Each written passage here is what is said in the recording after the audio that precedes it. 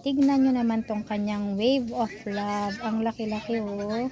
Ang ganda nitong bougainvillea na to oh. Ayan oh.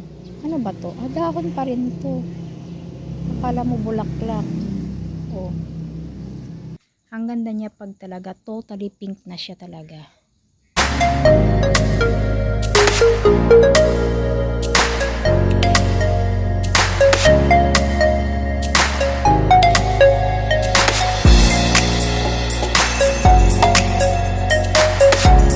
Andito na naman ako sa aking pinsan guys. Ayan. Nakapasya na naman ako ulit dito sa munting hardin ng aking pinsan dito sa baryo ito guys. So kinuha niya kasi kanina yung kanyang mga bagong halaman, dinaanan niya sa bahay, and ayan, sumama na rin ako para makapasyal ulit. Ayan, para masilip na naman tong mga halaman niya dito. And ayan, baka sakaling may mahingi ako guys na mga plants niya. Ayan, so tignan nyo itong gumamela niya dito na single, pero ayun o, napakaganda, napapapula. Eto rin oh, nakalimutan ko ng pangalan nito, bloody heart ba to guys? Namatay naman yung ganito ko noon, sayang. Ayan, so ang ganda kasi ng ano niya oh, ang etong kanyang area dito, maluwang. Ayan oh, kaya marami siyang nako-collect na mga iba't ibang halaman, and yung iba ay talagang nakadirect pa sa lupa. Ito oh, hihingi ako ng ganito guys, vinca, hihingi ako ng ganito. Ito siguro yung kukunin ko na variety oh, maganda to oh. Light pink lang siya, may yellow sa gitna. Ito naman pink, light pink, and then parang fuchsia yan nasa gitna niya. Ayan oh, naka ano lang yan sa buhangin. Ayan. Ayan, mga matured ng mga halaman niya dito guys. Ang dami. Ayan o. Ito, Amazonica yung sa akin. Wala, hindi na yung kalaki. Ang kanyang begonia. O, dito galing yung aking sleeping photos sa kanya. And then ito pala o. Hihingi ako sa kanya ng ganito. Moonshine na snake plant. Ayan, dahil namatay na yung ganyan ko. Marami din siyang mga San Francisco dito. Dito rin galing yung ganito kong begonia. Ayan o. Dito rin sa kanya. Buti sa kanya, buhay pa rin mga ganito niya. Sa akin, hindi ako makabuhay ng ganito. Si Alocasia albo. And tignan nyo naman tong kanyang wave of love. Ang laki-laki oh. Ayan oh, talagang ano na to, ilang taon na kaya to sa kanya. Grabe oh, ang laki na niya. Ayan oh, napakalaki. And ang kanyang silver sword. O ayan, kanyang alocasia na frydek. Ito naman yung kanyang pink symphony. Yung akin nagkadahon pero hindi nakalabas ang kulay pink niya. Sa kanya oh, ang ganda. And then itong ano ba to, orbifolia ba to? Oo, orbifolia. Ayan, ito yung kinuha niya sa bahay kanina. Ito yung isa, si Florida Beauty. So sa kanya na lang ako hihingi ng ganyan soon kapag mapadami niya. Ang ganda nitong bougainvillea na to oh. Ayan oh. Ano ba to? Dahon pa rin to. Akala mo bulaklak. Oh. Yung mga old ay new leaves niya oh. Ang ganda. Ay, ito ano to? Dahon din. Na-amaze naman ako dito na bougainvillea. Ang ganda. Oh, ganda. So halo-halo dito, ayan oh. Ito matagal na to na ano nila. Fruit bearing trees, yan oh. Guava. Nabubulok lang yung mga bunga oh. Ayan. Yan talagang ito yung pinaka madami niyang collection, mga bugis. Ayan. Ayan oh. Ay, ito yung sinasabi niyang rosal. Ito, mabango to eh. Rosal. Mabango. Mabango yan. O, dito rin o kay auntie. O, lalaki ng mga San Francisco niya dyan o. Ito o, ang gaganda rin itong kanyang mga papwa. Meron pa itong kanyang duck feet. Ayan, naka ano na yata to. Naka direct na yata sa lupa o. Ang ganda. Ang ganda niya. Ayan. So, ayan, yung mga halaman ni ate dito. Eto, hindi ako makabuhay talaga ng ganito sa kanya, oh. Okay pa rin. Buhay pa rin. Yung ganito ko na hiningi ko sa kanya, namatay naman na, sayang. Si Ivy. Yan, may mga aglaw pa rin siya dyan. And then, itong kanyang confetti. Sa kanya, ang ganda na nitong, ano niya, oh, Three Kings. Sa akin, nauubos yung dahon. Ayan.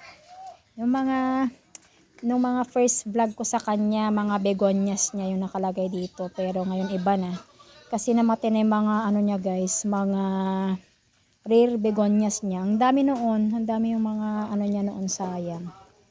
Eto rin, hindi ako makabuhay ng ganito oh, silver plate na ano sa kanya oh, nabuhay naman niya oh. Ayan. Ming Ming! Oh, ayan. Ah? 11 tada 11 kilikod. Ay, 11? Oh, ganon. 11 ang pangalan mo? Ay, babae? Lalaki. Ming Ming. 11. 11 daw ang pangalan niya kasi parang may nag 11 sa kanyang likod. Oh. Tapos yung kanyang burl marks na variegated. O yun, nahingi niya lang to, guys. Oh. So, napadami na niya. Ayan, meron pa siya dito, oh. Ayan, oh. And, itong kanyang selum, yung sa akin, anuhin ko rin to, aayusin ko yung ganito ko kasi yung paso niya ay sirang-sira na. Ito, marami pa siyang begonia noon dito, guys. Pero ngayon, mangilan-ngilan na lang yung mga begonias niya. So, yan yung isa niyang begonia na parang yung hiningi ko din. So, ang ganda ngayon nito. So, sabi niya, putol-putulin ko rin yung ganyan ko kasi mahaba na nga yung ganyan ko sa bahay. Ayan nga, maganda nga siya oh. Natignan pag mababa lang. And then ito oh, nagpapasikat naman tong kanyang ano oh, ano nang pangalan nito? Si kalimutan ko na tong pangalan ng begonia, caladium na to. Si pink caladium ba to? Or kalimutan ko na guys. Ilagay ko na lang dito sa screen yung kanyang ano, pag maalala ko. Ang ganda oh. Oh. Diba? Grabe siya. Nagpapasikat siya oh. Oh, siya ang stunning dito sa munting hardin ni ate. Oh. Ganda. And then yung kanyang ano oh, napakalaking magnificum. Yan. O, ayan, ganyan yung hiningi ko sa kanya. Sa kanya galing yung ganyan ko sa bahay. Yung nasa bahay. Ito yung sinasabi ko guys. Meron din pala siyang ganitong begonia. Yung nasa akin. Sa kanya mas maganda oh. Kasi sa umaga, ano daw to, natatamaan din siya nakaka-receive din siya ng morning sunlight. So ayan oh, lumabas yung kanyang pink sa dahon. Ang ganda. Yung sa akin puro ganito lang yung ano itsura nung ano halos ganito. Yung itsura ng dahon nung begonia ko na ganito sa bahay. Ayan oh. Sa aking munting hardin. Sa kanya ang ganda. Tingnan nyo maganda talaga pag makalabas talaga yung kanyang pink sa dahon. O, yung kanyang mga caladium. Yan. And ito yung binigay ko sa kanya. Oh. So talagang hindi siya mahirap alagaan talaga to. Itong variety ng begonia na to. O ayan, ang dami na rin sa kanya. Oh. Yung kanyang mga aglaw. And then bambino. Wala yung sa akin, hindi nabuhay. Sa kanya naparami na niya. Oh. Nakapag ano na siya, nakapag propagate na siya. Meron pa dito. Oh. Ayan, oh. Sa akin hindi nabuhay. Ayan. Sa kanya nabubuhay naman. Kahit yung ganito ko, oh, na copper snake plant. Namatay naman yung sa akin. Sayang. Meron kaya akong mahihingi dyan. Ayan, oh. Kasi gustong gusto ko rin to, copper. Parang wala nang nagtitinda ng ganito. Parang yung seller namin, parang wala siyang popost na ganyan na snake plant. Ayan. Ang kanyang mga halaman dito sa likod. Ayan. Kumonti. Kasi nga yung mga begonias niya nabawasan.